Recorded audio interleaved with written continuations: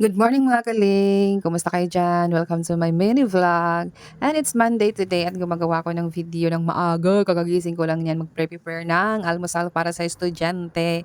At gumagawa na lang din ako ng video kasi nga it's my 4th day na gamit itong Lux Organics na 'to. Nagvi-video kasi ako nito dahil kasi alam mo kung hiyang ako dito. Alam niyo ba na bumalik lang yung tigyawat ko kasi nga naubos or natigil ko yung paggamit nito ng 3 weeks. Kasi mga bandang first week pa ng January naubos. So, hindi ako nakapag-order kasi akala ko hindi na babalik yung mga pimples ko.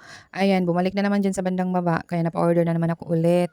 Ipapakita ko guys ang result nito after 2 weeks of using this product. So, ipapakita ko yung result kasi talaga dito lang nawala yung tigyawat ko at dito lang na ano yung natuyo yung mga tigyawat ko, nawala. So, pinagpatuloy ko na lang and ipapakita ko na lang sa inyo yung result nito.